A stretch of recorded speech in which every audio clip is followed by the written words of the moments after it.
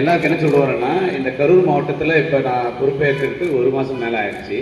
இந்த 1 மாதத்தில் நமக்கு எத்தனை ஆக்சிடென்ட் நடந்திருக்கும்னு நினைக்கிறீங்க நீங்கள்? இந்த மாவட்டத்தில் எத்தனை 2 வீலர் ஆக்சிடென்ட்ஸு இல்லை 4 வீலர் எத்தனை ஆக்சிடென்ட் நடந்திருக்கும்? எத்தனை உயிர் போயிருக்கும்? ஒரு உதாரணம் ஒரு கெஸ் பண்ணுங்க. ஒரு மாசத்துல, ஒரே ஒரு மாசம் சொல்றேன். இந்த ஏப்ரல் மாசத்துல மட்டும்தான் சொல்றேன் நான். இந்த ஏப்ரல் மாசத்துல மட்டுமே எத்தனை உயிர் போயிருக்கு? ஒரு 50. நீங்கம்மா? நீங்க 20. சார் நீங்க எத்தனை ஆக்சிடென்ட்ஸ் ஆயிருக்கும்? 70. கரூர் மாவட்டத்தில் இந்த ஏப்ரல் மாசத்துல மட்டுமே 375 ஆக்சிடென்ட்ஸ், 385 ஆக்சிடென்ட்ஸ். அதுல இறந்து போனவர் கணக்கு 100க்கு மேல்.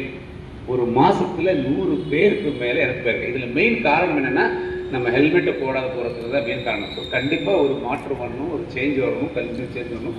அது வரணும்னா பெட்ரோல் பங்க் வந்து ஒரு நல்ல இம்பார்ட்டன்ட் பிளேஸ். அதுக்காக எல்லாரும் பெட்ரோல் பங்க் ரிக்வெஸ்ட் பண்ணி நம்ம சொல்லியிருக்கோம். இந்த மாதிரி நீங்க யாரும் பெட்ரோல் போடுறதுக்கு யார் வராங்களோ அவங்க பொலைட்டாக நீங்க ரிக்வெஸ்ட் பண்ணலாம். கண்டிப்பா நீங்க ஹெல்மெட் யார் உங்களுக்கு தெரியும், வண்டி பார்த்தாலே பெட்ரோல் பங்க் தெரியும், நீங்க கண்டிப்பா ரிக்வெஸ்ட் பண்ணலாம். அதுதான் சொல்லியிருக்கோம், ஃபியூவல் எஸ், ஹெல்மெட் எஸ்.